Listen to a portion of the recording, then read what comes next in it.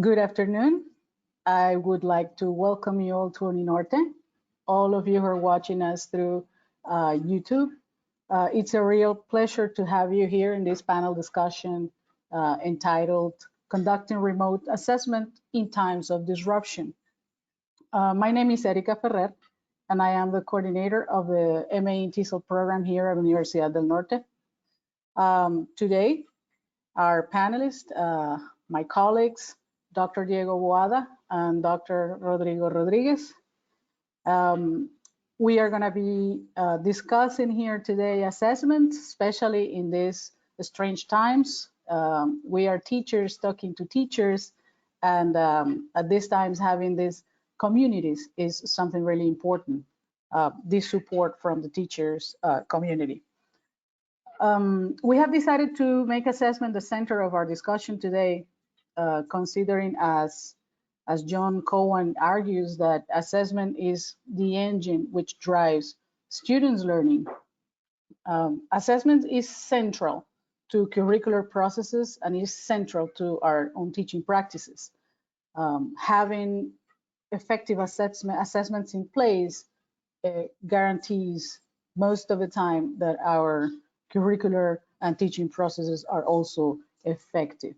Everything from outcomes, content, material, instructions, methodologies, all of these aspects of our teaching practices can be informed by the information that assessment provides. Assessment has always been a challenge. Creating effective assessment is always poses some challenges, and especially in these times of emergency remote teaching is when we most need to take a look at it very, very carefully. That challenge is even greater now.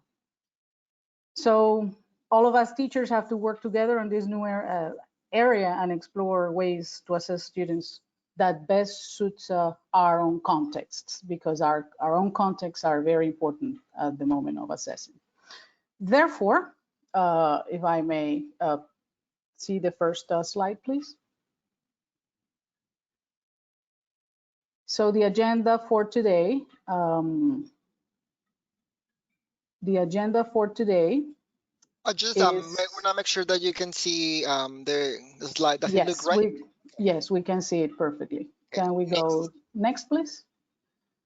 So as I was saying, these are our panelists, and conducting remote assessment in terms of disruption is the topic we're dealing with today. Next, please. So the agenda for today consists of a brief presentation by our panelists. Diego is going to talk about how flexible should assessment be, and then Rodrigo will follow with practicality, a key concept to keep assessment working in students, and our favors in times of disruption. At the time the panelists are giving their presentations, I would like to get from the audience the questions or comments that you may have about the topic, questions that you would like us to address during this space, and you can type your questions in the chat. I will be taking notes and then passing them on to our panelists. Then we will have a Q&A session where we're going to discuss your questions, and we're going to finalize with final remarks and conclusions. Next, please. So let's begin with Professor Diego Boada. Professor Boada holds a Bachelor in Education in Spanish and Foreign Languages at Universidad Pedagógica Nacional. He holds a Master's in Education, Learning Design and Technology, University of Georgia, USA. He's a Fulbright, he got a Fulbright scholarship, Sal Darriaga Concha. He holds a PhD in Learning Design and Technology, also from the University of Georgia, and as well as a postdoctorate in pedagogy for culturally and linguistically diverse students. Diego, welcome. Thank you, Erika. Thank you for such an introduction. It was beautiful, everything you said. Erica, I have to say, she's the best program coordinator, master's coordinator that anyone can have. I love Erica. And Thank you. this is me, I'm Diego. Like now we are teachers, we're YouTubers. So like I want to, before I start, I want to say hello to everybody who is here. We have 33 attendees, and hopefully many more people are watching us on YouTube. We have no choice but to become YouTubers now. So we are going to be doing some things in English, some things in Spanish. So we are thinking that we're going to have different audiences today. This is mostly for prospective students in our master's program, and so our master's program is fully in English, and so that's why this talk is going to be in English. And so I'm going to start by introducing you to my friend and colleague, Dr. Lidia Cabrera. I've had the pleasure to work with her. We've published something together. She is currently the Vicerrectora de Proyección, Internacionalización y Cooperación. I will translate that as like the Vice President of Projection, Internationalization, and Cooperation at the Universidad de La Laguna in Spain. This is actually not in Spain. I mean, it is in Spain, but it is in the Canary Islands. And so the Canary Islands are actually, I've never been. Hopefully, I will go visit her sometime soon, but it is closer to Africa than it is to Europe. And their Spanish is very interesting because they speak more like us. They don't have the ceceo that is common in Spain, but they have like a different kind of accent, and it's a very interesting story. Anyway, that is too much information. She shared this quote, or this quote, Dr. Cabrera, on social media.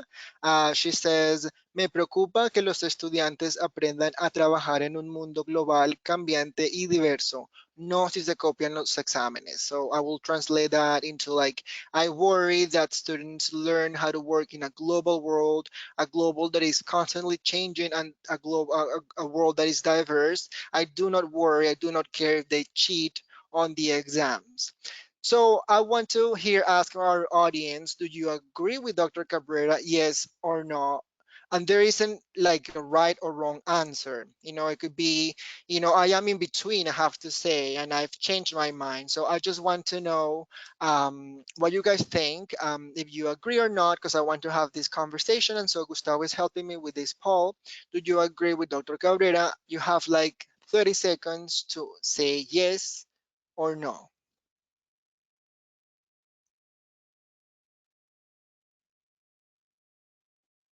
Are we getting responses, Gustavo? Is it working?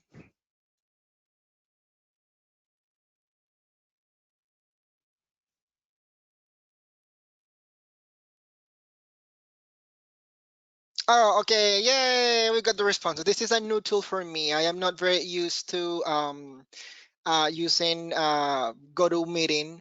And so 78% of people said yes, they agree. 22% of people said no, they don't agree. I would love to hear maybe somebody that said no. Is that possible, Gustavo? ¿Podemos prender el micrófono a alguien que diga no, que no? ¿Y por qué?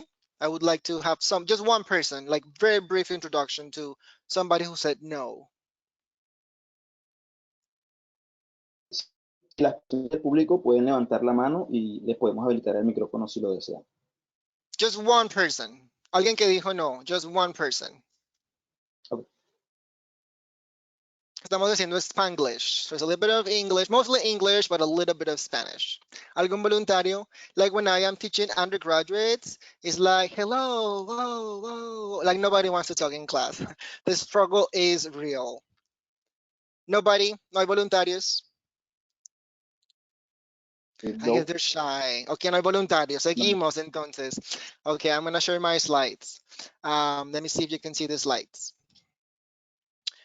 So, okay, I said let's unpack this. So, what do you guys think? I really like Dr. Cabrera. She's really smart. She's a great person. And I was like, you know what? She is right. I don't really care if they're cheating, because if they are cheating, they're cheating themselves. They're not cheating on the teacher. It's their problem. My job as a teacher is to teach them, to help them become a better person, to really help them and encourage them and enable them to do bigger, bigger things, right? But then I was having a conversation with a different colleague, and then she said, this is complicated because Uninorte is quality. Like here at Uninorte, we are very proud to say that we have the best and our students are the best.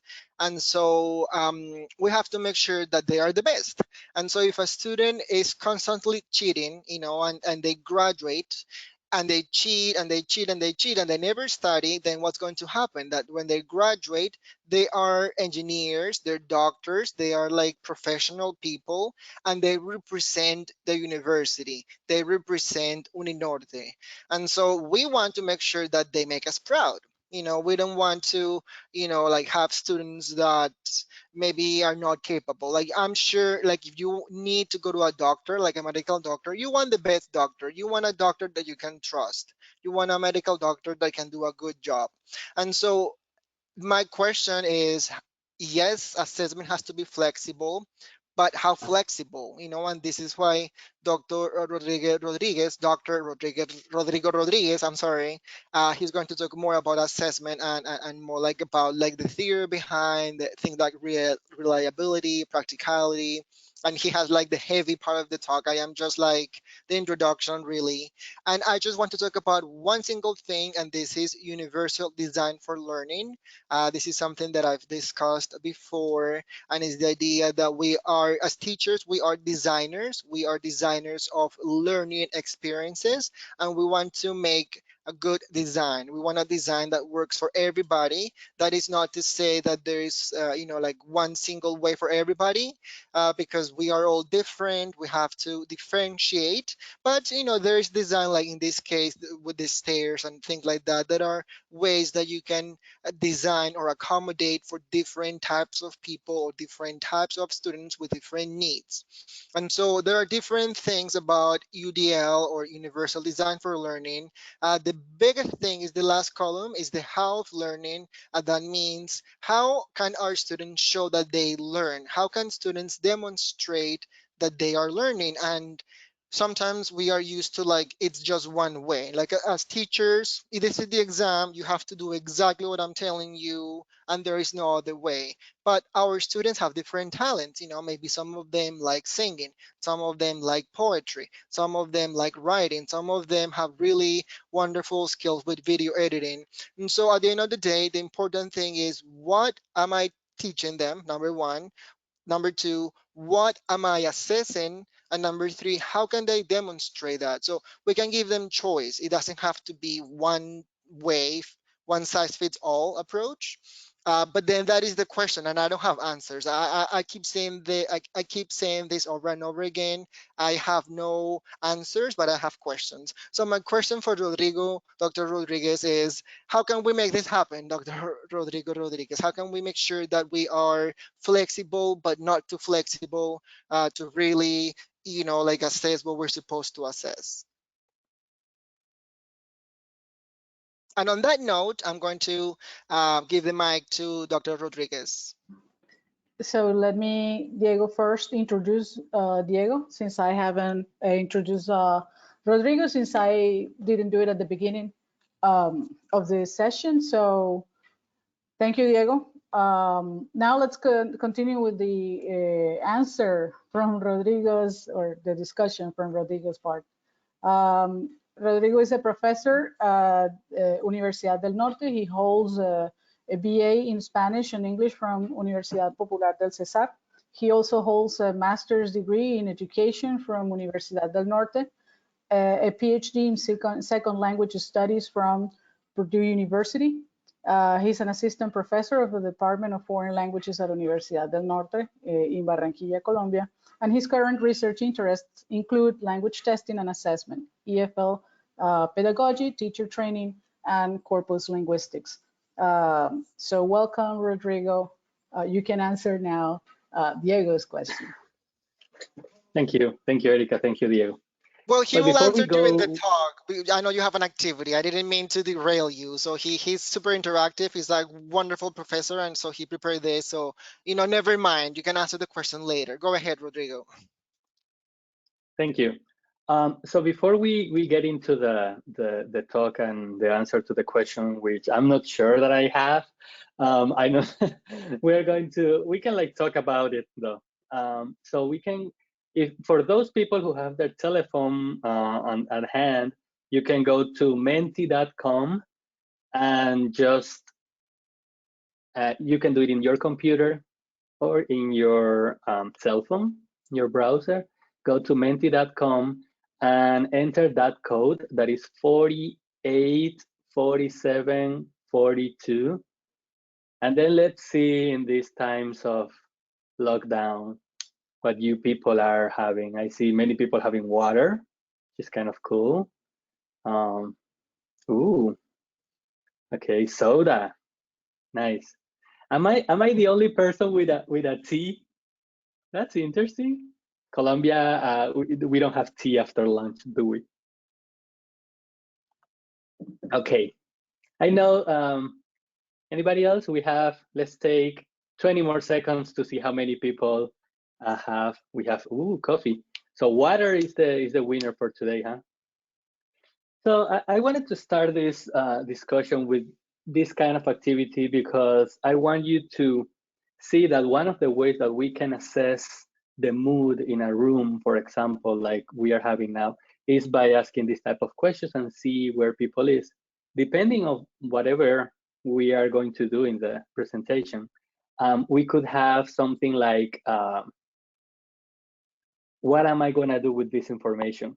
Maybe I'm going to talk about water and the benefits of water, or maybe I want to talk about why so few people have tea at this time of the day. And, we can just look, but this is like a great way to do something called diagnostic assessment. So you have the diagnosis of your class, you see what the mood is in the room, and then you can move forward, okay? That's kind of interesting. So I'm gonna move on to the next slide. Thank you for your participation, and let's see what motivates you to attend this webinar. You can type, one line, just one line because again, I'm trying to see what kind of expectations, what motivated you to come here, which is the topic. You're so Okay, fancy, the title. Rodrigo. You're so fancy. Like, you see, we have quality at Norte. Okay, Rodrigo. So, like, yeah, that's wonderful. Thank you. Yeah, thanks. Okay, so we have learn new strategies. That's interesting. Improve my skills in the area of the title. So many people are really focusing the title of the presentation. Well, to learn, awesome. To know about RA. RA. I'm not sure what RA means in this context. Research assistants, maybe? I don't Yeah, know. that's the first thing that came to my mind also. Okay, What is so RA? we I don't have, know. Maybe they can tell us in the chat. it is pertinent in the context we are now, new strategies. Ooh, so we have a few here to know about new trends and alternatives to apply. Okay, strategies. So I have many people focus in the checking some alternate views of assessments. Okay, I think we can work on that. And we have few. Nice, this is like great participation that we are having here. Thank you. I'm interested in learning ways to assess students to actually, give me a second. Can I interrupt here for a minute? To know if they are learning. Okay. Yeah, You go see, ahead, Diego. when I said the mic, nobody wanted to say anything on the mic. But now that Rodrigo did this, we have a lot of answers. So I learned that maybe students don't want to use the mic, but they are okay typing and chatting. So thank you, Dr. Rodriguez. Yes, this is interesting how Clearly, many of the people in the audience were drawn by the topic. The topic is something that comes up good. a lot. Yes.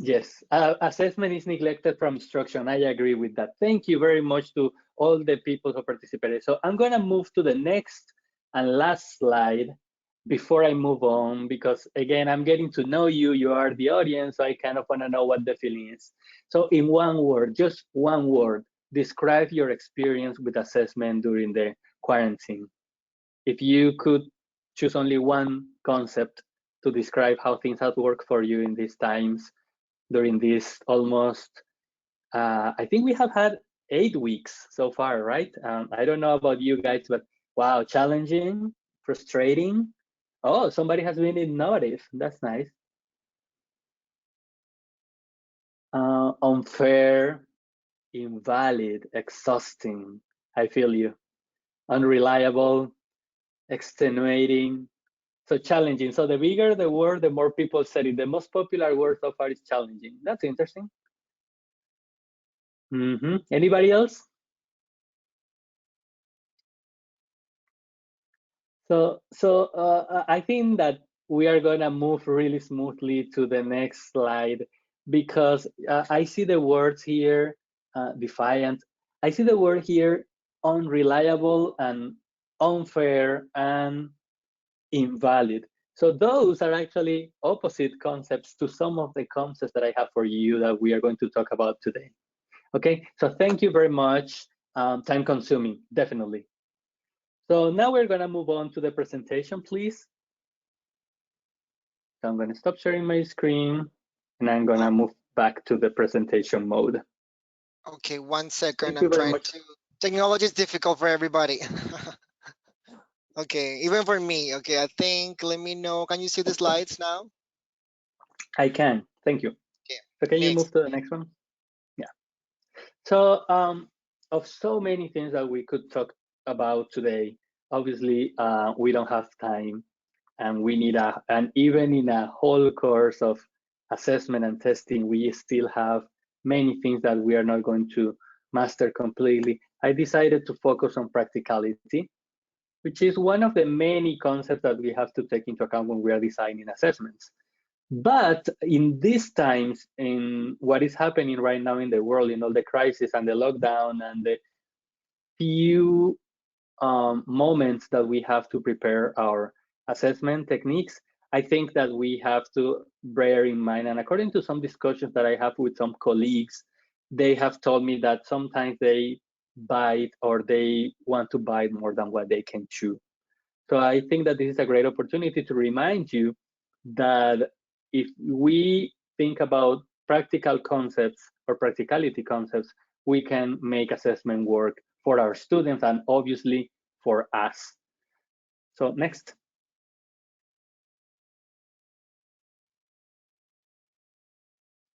So I was so glad to see that in the keywords that people just sent in the participation window that we opened, that some people talked about fairness, more like unfairness. Some people talk about invalidity, sorry. Some people talk about unreliable, and some people talked about unfair, which is another thing that it's not there, but it's one of the key concepts that we need to think about.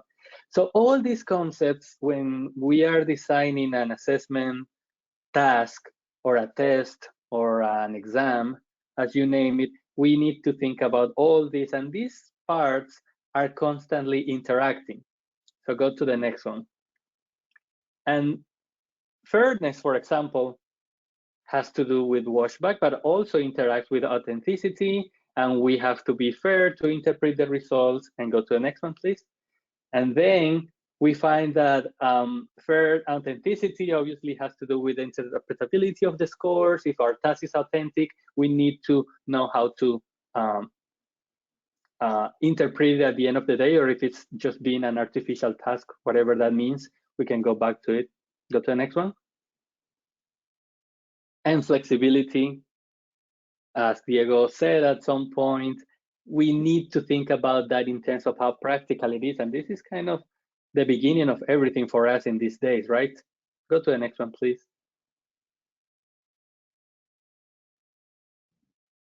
Practicality and reliability.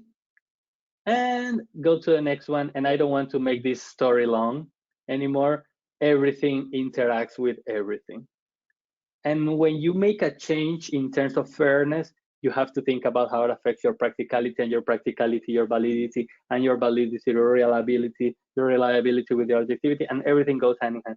So the fact that I'm talking about one concept doesn't mean that this is like the only thing that you can change. If you change one thing, all the rest of these factors are going to have some sort of change, okay? So let's move on to the next slide. So I just want to give you a few reminders. Based on what you just said, I'm glad to see that one of the reasons that we have problems is that lately I have had conversations with many colleagues and they ask me about assessment, but just like the first part of the conversation goes to make sure that they understand that assessment is not necessarily testing. Testing is one way to assess, and there are different type of tests. But in these times, I think for our own mental well-being, it's better to focus on assessment tasks. Okay, and tests responds to many assumptions that we used to take for granted in the classroom, like the control that we had, that the students did not have any help, that they studied beforehand, that they had some build up towards that test. But right now we don't have any of that. So it's better if we move on from that concept while we are in this situation. We need to be smart about the amount of work we are committed to engage in. So as a test, it's easy because it's already made. We think that it's easy to get that information from the students. We may find that it is not necessarily true. The type of, I don't know what type of students you have, but we have to think that just the fact that if we send the same type of evaluations that they had in the classroom, we just translate it to another context, it's gonna be tainted. Depending if they have a friend who can help them online, if they have a relative who can help them in-house or online, depending if they use translators or dictionaries or anything that we never thought that they could use during that task when we designed it originally. So maybe we may want to redesign some tasks, but also be careful not to spend all day designing or all weekend designing one task, okay? And think about what is gonna be the give and take from it, okay? So if you're going to design a task, how much time you're going to spend in it, how much students are gonna spend on it, and how much information I'm gonna get from that task. And in classroom assessment must be embedded in learning. And I'm so glad that one of the people who participated brought that up, that classroom assessment is not an add-on or an independent part of our learning experience. It has to be part of it. And if you don't have it as such, shall this be a great opportunity for you to get into it and to start to think in assessment as a part of your class plan. It's not like class, class, class, and then assessment. It has to be class, assessment, class, assessment, class, assessment. And this, when this is engraved in the student's mind, you are gonna get the best results from them and the best results for you because you're gonna have multiple checkpoints during the semester. Now the task, the assessment, again, doesn't have to be a test, a question. It could be so many other different stuff. Next. So what do I do? So remote learning has different dynamics.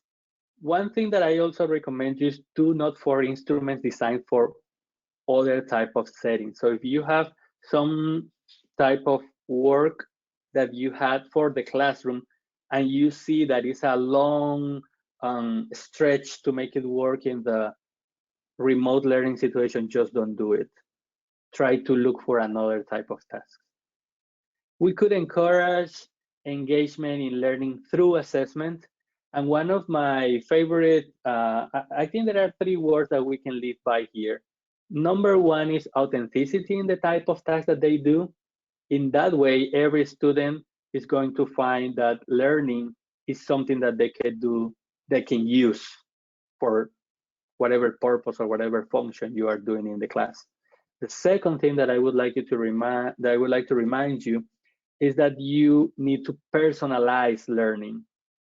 When you personalize learning, you include your students' opinions, you include your students' preferences, you include your students' reaction to something that they saw. That's gonna be the name of the game here because we want to make sure that no response is similar to the other one.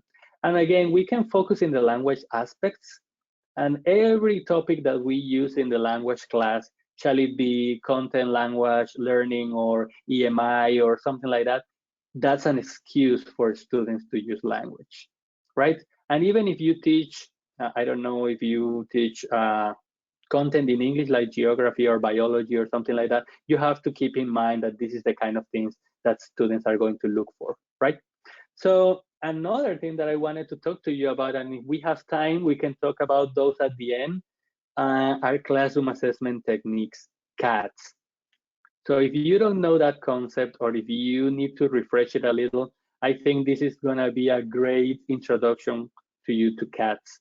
And we could have a semester-long talk about CATs, but these are tasks that help you to assess your students at different stages, okay? And again, as I told you, we can dive in on those later if we have time. But again, 3 concepts lead the way: personalization of learning and assessment, diversification of things. So you need to diversify, okay? Don't try that all students give you the same answer, but I mean, you're not going to give them 20 different tasks if you have 20 students in your class. Just give them the same task, but make sure that every student gives you a different response. At some point, one of these examples came to the university recently when we had students needed to compare and contrast, write texts, you know, argumentative text, and they had to compare and contrast and see how they could. So the teacher decided to ask the student to compare the reaction to, or how the country as a whole had reacted to the pandemic, to COVID-19. So they had to compare Colombia to another country. So every student compared Colombia to a different country. So student number 1 in the list compared Colombia to Mexico. Student number 2 compared Colombia to Philippines. Student number 3 compared Colombia to China. Student number 4 compared Colombia to United States. So it's the same task, but every student is giving you a different answer. Now, the first question that I had when I suggested it was like, but do we need to know everything about the COVID in all these countries? No, you don't. You're a language instructor, and students are using language for you.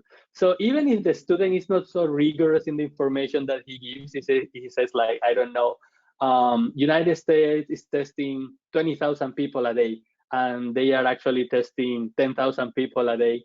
Does it really matter for the language purposes that we have in the class? I think it doesn't. So we have to really never lose the focus, and that is part of the practicality that I'm talking about.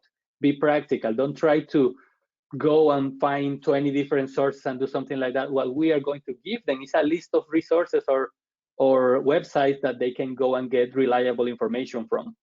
But I'm sure that when you read those things, you're going to learn a lot about the theme too, but students are going to be using language. And no student is going to be able to cheat or copy from other students, because each student has a different topic or a different theme, but they have the same task. Okay? And all this relies on on universal and well-known principles of teaching and learning, constructivism, and you know, everything that we are taught in pedagogy in the undergrad degree. Okay? Let's move on.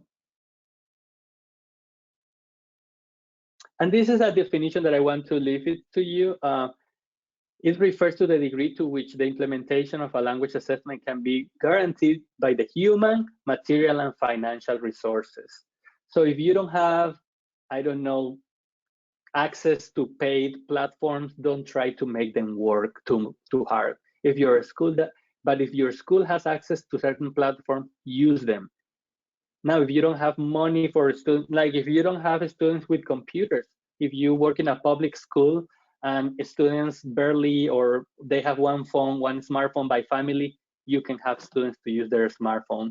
So think about how things are going to work, because even if you say, oh, you need to use the computer and they don't have it, that is going to be unpractical for you, because you will have to design a different assessment for that student. So instead of designing one task, you will have to design 2.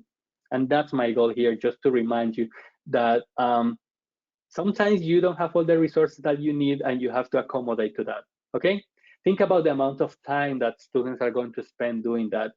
Just don't think in the type of outcome, but think of the how many minutes or hours students are going to be sitting doing that task, including the research and all that they need. Okay, so think about that and put that in the blender and then come up with a task. Okay.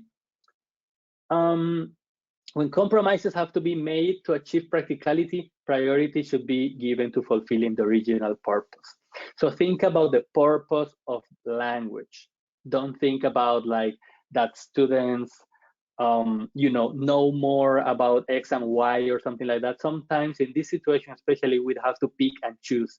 And if we began the year, I don't know, with 10 language objectives, due to the pandemic situation, we have to reduce that to 5. That is totally fine. You don't have to feel bad about it. You just have to talk to your coordinator and to, the principal and the staff in the school, that how things are gonna play out, but that's fine also. Okay, so don't bite more than you can chew, because if you try to achieve everything and to write many exams as you used to, things are not gonna go well.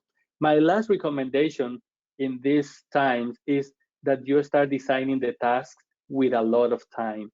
So instead of giving the exam in 1 week or in one class, I don't think it's a practical idea, start giving them tasks per week.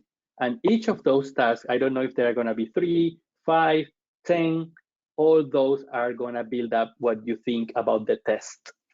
Okay, but they are not going to be a real test. They are going to be like activities of listening, activities of writing, activities of this, and all of them are going to be personalized. So each student is going to choose something different, and hopefully they will be able to complete it individually. And it's okay if they use some help from their family, but we know that they are learning, because this is the thing, they are language learners. Okay, now next, please. So this is a CAT, this is a classroom assessment technique. And at the end of all my seminars or conferences, I give this out to the audience. And this CAT is called 3, 2, 1. And you can fill this with whatever you want, okay? So I decided to put it 3 things that I take with me from the webinar. And this is for you, obviously. You write the 3 things that you take from this webinar. And then you write 2 questions, 2 concepts, or 2 things that I said during this presentation that you think that you are going to go online and research, or that you're going to read further, or that you're going to talk to your friends, okay? And then I always ask from 1 recommendation for the presenter, or the presenters in this case, okay? So, and this is the way that I assess my presentation, okay? And this is something that keeps you acquainted for what you saw in the presentation. So when you go home, you check, or where you are home now. So when the presentation is over, you check and you go back to these concepts in case that you maybe can forget them later. But also it gives me the last part. I usually cut it and take it for me, and I take recommendations from you, and then I try to improve for my next. So again, this is just 1 CAT. There are like 50 type of classroom assessment techniques that you can think. And my recommendation also is that you think how this particular, you can use it at the end of the class, of your language class, and how you can use it with your students. Like 3 irregular verbs that I learned during this class, I don't know. 2 irregular verbs that I don't know the past of. And 1 verb that I thought that I did not know, but I actually knew. I don't know, you can do whatever you want here. So this is just like a template that you can edit any way you want. And there are many of these classroom assessment techniques for you to choose from, and they are already made. You don't have to reinvent the wheel. You can just go back to them, get them, and adapt them to your context and the current situation of your classroom, okay? That, I think I'm done. I think that was my time. Most of the things now are going to be your questions. So we decided, Diego, Eric, and I decided that instead of like talking a lot, we kind of wanted to give you some, to try to solve your questions, just to have a conversation with you about how things are going. Thank you. So thank you to both of our panelists. Can I make a little comment here? Yeah, go ahead. May I know we have questions and it is 2:45, so we have 15 minutes. While you get the questions ready, I just want to say that Rodrigo is wonderful. Dr. Rodriguez, I learned so much from the talk because, like I know what I know and I know what I don't know. And, you're an expert in assessment and I respect you for that. I have a question for you. That's something that it was not clear to me about washback. I've never heard that before and I don't know what that means. But it was so wonderful and something that the audience needs to know. I want to share a little bit of personal information. Two things is that Rodrigo is wonderful, and in addition to being a great professor, he's also a photographer. And so I told Rodrigo, your PowerPoint slides are so wonderful. Like they're making my slides look ugly because they look so professional and the graphic design is perfect. I said that. And last night we had a phone conversation, and Rodrigo he's one of my best friends.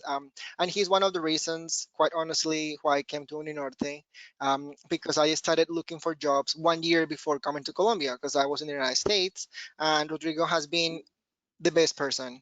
And so I really want to thank you here for everybody to hear. You're so wonderful, and it is a pleasure for me to work with you and to work with Erika as well, and to work with everybody on the Norte, because we have the best team, and I'm so proud to be on the Norte. And I feel like we have something special, and I want to share this with everybody. And so please just come study with us. I'm not getting paid to say this. This is just me saying this. Thank you. Thank you. Thank you, Diego, for your Washback. words. Actually, the term washback refers to what we do with the information that we get from the assessments to modify the assessment itself. So if we get for example, we can get all the tasks that we got were incomplete. So maybe the students need more time. We gave them 20 minutes to complete the task and all the tasks were incomplete. Then next time we try with 30 minutes.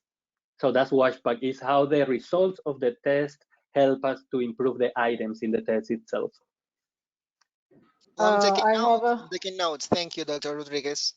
a question. I also want to thank the participation of the audience. We have very interesting questions here. So the first one says how to apply formative assessment in remote teaching. Oh, well, this is one of the, I think this is one of the most suitable situations to use formative assessment. The thing is, with formative assessment, we have to think about the task that we are doing. So to give you a practical example of how we can use it is that let's think about a writing piece that our students write. Let's say a paragraph. I'm not thinking about like a whole essay. Just focus in whatever topics that we are working and students write a paragraph and we provide them feedback. The students go back, correct that paper, correct that paragraph, and then they write a new paragraph.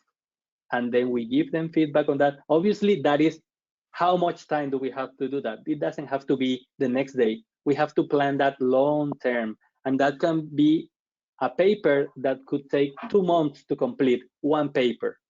But we are giving them feedback constantly, every week. So my students, that's something that I'm doing with them. They wrote a paper and then I gave them feedback. I was really detailed, especially with the goals that I had with them. So I told them you need to include, I don't know, your bibliography, which you didn't, and you have to make sure to do this and that. And then I gave them the paper, and now they rewrote the paper, and I gave them another task. So at that time, I was focused in summarizing. For example, that was one of the things that I was working. So students rewrote that paper. They improved the summaries, but now, 2 months later, the focus of the class was in sentence types. So they rewrote that paper and they highlighted every sentence according to the type of sentence that they wrote. So it was complex, simple, compound, complex, compound, let's say. So I gave them a different color and they are going for it. So now that paper, hopefully, is going to be way better than the first paper they gave me based on that. Probably I could use that paper again to have them write a second page because the paper was 1 page long. So probably I could help. And again, I could recycle. You don't have to design new tasks. They could be experts in one topic or they can do a lot of the same thing, but you can give it a different focus.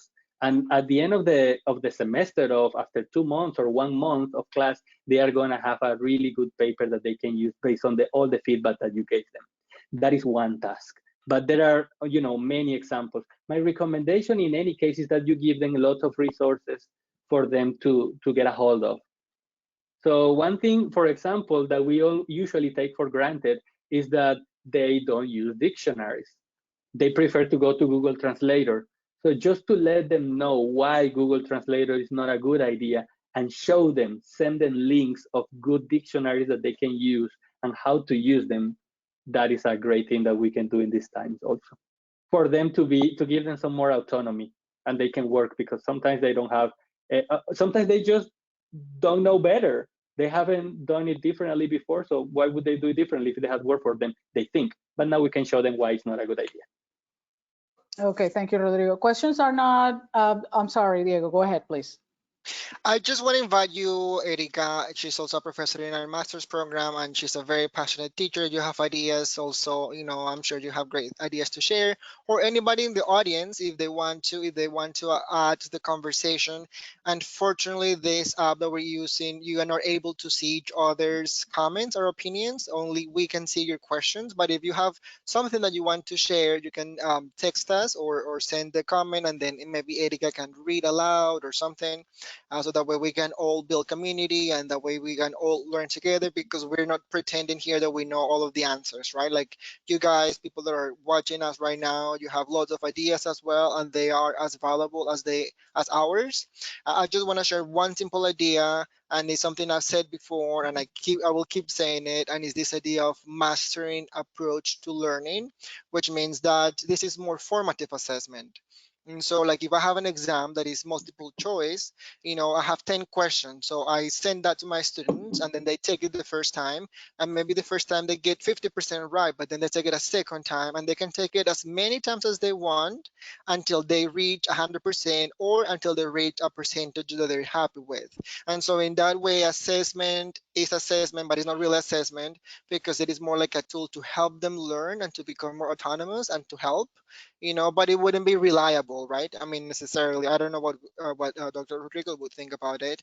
But it is like a fake assessment or a fake test. But it would be really appropriate to do it right now, just because we cannot really supervise students, and it's a way to motivate them to like, oh, you got it wrong. Okay, do it again. You can get 100%. So it is all about learning, and that's where I specialize in. I specialize in learning, in technology, in design, not in assessment. This is Rodrigo's area.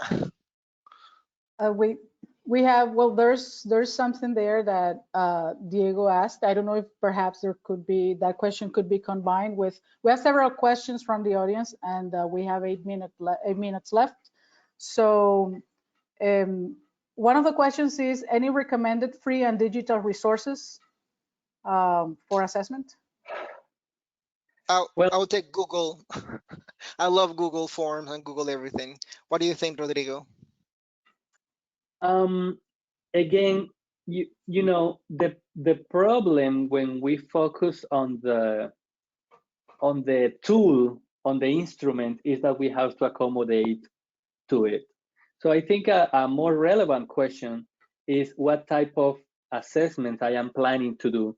And then once I have them, I can go ahead with it. I always have my students, sometimes they are kind of disappointed at me when I don't use Kahoot, if you know that tool, Kahoot, Kahoot. So, but that works great for diagnostic assessment, not for performance assessment, because then we have there like a ranking, and whoever answers the fastest. So it's fun and everything, but I don't think it's a good idea for you to do a performance assessment using Kahoot, for example. I think one thing that could work for you to get information from your students is, as I told you today, as I did today also in diagnostic with Mentimeter. That's the tool that I used at the beginning of this class, mentimeter.com. That is a good idea, but I think that depending on the task that you want to do, I think you want to rely on tools like YouTube. You can work. One of my ideas, especially for school, is to go to WebQuest. Have you? I don't know if you have heard that term, WebQuest. WEBQUEST. WebQuest. So that is a good idea, and there are pages that have a ton of freely available WebQuest, which you can download and modify according to what you want. The good thing about WebQuest is that you give the students all the information they need, but they are going to complete the task on their own. And again, you can put them in teams. Let's say that you want to talk about the history of, I don't know, of the telephones. And you give all the students the same information, but each student is going to approach it from a different side. Some students gonna focus in how society was affected by telephones. Another student is gonna focus in the technological advances that were required for the telephones to exist, for smartphones. Somebody's gonna focus in the importance that they have in today's world. Somebody's gonna focus in the difference between a computer and a smartphone. I don't know. So each student, again, go back to the principle of personalizing the task, and this can be delivered in any mean that you want. You could use clickers, Kahoot, but at the end of the day, whatever platform you have is gonna be as relevant, because best case scenarios, you're going to have tools that help you to get a single multiple choice item. And again, I told you at the beginning of this talk that I don't believe this is the way to go now. About what Diego said about mastering the concept, that is a good idea before they do the task. In my opinion, I have my students carry out master assessments until they get it perfect, and that 100% of as many times as they want is gonna give them access to the task. So if you don't know this, you don't have this concept super clear, you cannot even take the evaluation, because then you're gonna fail. So I want you to pass. So I prefer you to repeat this as many as you need to, and then you're gonna have access to the task. Just two ideas quickly. I just really cannot say much because I'm not an expert in assessment again. But I love the Menti tool that you use, Rodrigo. I didn't know about it.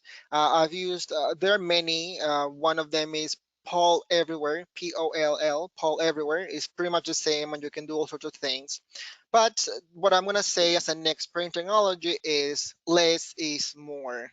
Like I feel like right now everybody's like tools, this, and like like sometimes technology can be good, but it can be a problem too. And you can have great assessment, great classes, great whatever, going back to the basics with TV, radio, WhatsApp. Like there are different ways, and of course we have to be very like knowledgeable and look at our context, like because do our students even have access to these tools? Do they have fast connections? Do they have what it needs? So like that's just my recommendation. Like less is more. Yeah, I will agree with you both on two things you've said. Diego, less is more in terms of technology, because with technology you never know, right? Sometimes you want to get really fancy, but then getting fancy is not the point, right? It's what we can actually do with students learning. And as for what Rodrigo mentioned, I guess that technology is basically at the service of what your objectives are. So depending very much on what you aim in a lesson is, then you should choose technology accordingly. We have one more question, and it is, how do you deal with academic integrity in writing tests? Scandalo. Oh, This is a difficult question. I think the most important thing here, and I would dare to change the question. Sometimes when the answer is really hard, maybe we can think about changing the question. And the thing here is, are we designing for cheating? Are we designing an assessment for cheating? So the best way to approach this, in my opinion, is to start in the design to account that students are going to get help, for example. but you have to make it in such a way that they actually have to work their way to get a response in it. So you cannot intervene. There are things that you cannot control. Again, I told you, in the classroom, we could control so many things. Outside, we cannot. So the best thing that you can do to academic integrity is to include cheating or unethical conduct within the task and try to make it as engaging as you can so students complete it. So don't try to make something super, super duper difficult. Just try to go to the level of the students so they can complete it themselves. Because if they cannot complete it, they will find a way to complete it, ethical or non-ethical. So my biggest recommendation in this regard is do not design for cheating. That is why from the beginning of this talk, I ruled out exams or questions that have a single answer. That is designing for cheating in this case, in this scenario. Obviously in the classroom, it's a great idea, but in this concept, in this context, it is not. So I cannot control, neither you can, the person who answered the question, can control cheating or the ethical background or the values that our students have, what they think is fair game and not. What you can control is how much help they are going to. So again, one of my recommendations is give them all the tools that they need to complete the task. Links, videos, recommended books or whatever, depending on the level, even if they're in primary school. You give them like the list of links where they can go to find information, but you have them read that information. You make sure that they read it and they complete the task. But if they ask for help from their mom or dad, I don't know. There are some people, but again, if they are talking about like, let's say your favorite ice cream, write a paragraph of why chocolate cookie is your favorite ice cream. Then it is very personal, and I'm sure that that gives you a level of engagement that they are going to want to complete the task instead of asking somebody else to write it. And again, we need to modify. I'm talking a lot about the design, and I'm not thinking how about the rubrics or how we assess it. But when we review the task, we have to account that it's better a flawed task that the student made than a perfect task that was made by someone else. So try to think about it. Do I have time to add something else? We have, yeah, you have 2 more minutes. I'm gonna be like, okay, I'm done, like really fast. I agree with Rodrigo. I am really good at marketing, I think. Did you know that Purdue University, where Rodrigo's a graduate, they're like so wonderful at writing? And me, as a writer, I always go to OWL, Online Writing Lab at Purdue University. They have all sorts of things, models about APA, how to reference, how to quote, all of that. And so Rodrigo's a good guy to talk about writing too. And he had a project that, some students came here from Purdue to teach us and help us with writing. I would say, in addition to what Rodrigo said, one is talk to the students about academic integrity. Why that is important? What does it mean to paraphrase? What does it mean to quote? Why is it important? Because I don't have time. I know when my students are cheating. I know when it's not their work. I know when somebody else is helping them, and I don't have time for that. Like I don't want to read the Google translation of this as English teachers. As English teacher, we need to provide models for writing because writing is difficult. And so like if you say, I believe that blank because blank, therefore blank, then it makes it more manageable. That way they will have what they need to write it. One. Another one, we have to be realistic. Like when I write, and I am a writer, academic writer, as you guys are, I don't just write like crazy. I sit down with a dictionary. I sit down with like lots of tools because that's life. I always use a dictionary, and you need to teach your students how to use a dictionary, how to use like collocations, how to use prepositions, things like that. And as a technology expert, I will say I don't know that we use things like Turnitin and other things, and these are like software. Some of them, I think there is paid software, and there is also free software that checks for plagiarism, and so you can run essays that way. And this is how we scare students. Like we just run plagiarism checks, and it will be like, oh, you found it in this website. Oh, you found it in that website. But this is also, I guess, the main thing is a cultural thing, and it is more like understanding why they need to write and why it is important. And it's just not just because we want them to do it. It is not busy work. There is a reason behind it. I would add just to conclude the idea that a good idea for formative assessment, as somebody asked, if one student comes with something that they copied from internet for whatever reason, you can use that example for all the class to teach them how to quote information from internet. So again, you are being formative in that case. Obviously, you tell them this is the last time that I'm going to allow this because this is unethical, and you give them the speech. But again, you teach it to all the class. You cannot reveal the student's name, obviously, but you can take the task and tell them, this is how easy it is for me to find when you copy things from the internet, and this is plagiarism. Now, how can you use this information correctly? You use this and you quote, and you take the information and you said, according to this person, or based whatever, whoever person pointed out, and this is great. This actually is going to make your argument stronger. So, take your enemy or the strength of your enemy, that is plagiarism, and use it in your favor. And that is formative assessment too. Well, Rodrigo and Diego, thank you for those final remarks. Well, time is up, and I would like to thank the participants, all of you through YouTube, and for your participation. We've got some questions from you, and what we're going to do is we have your contact, so we're gonna try to make those answers available for you. Thank you so much, and also thank you to Gustavo Mier and Andrea del Rio for their very valuable tech support. And the invitation is for all of you to follow us on social media, Facebook, Twitter, Instagram, YouTube, so we can share as a teaching community all these wonderful explorations and all these discussions. Thank you so much. We have big surprises coming up, so please follow us.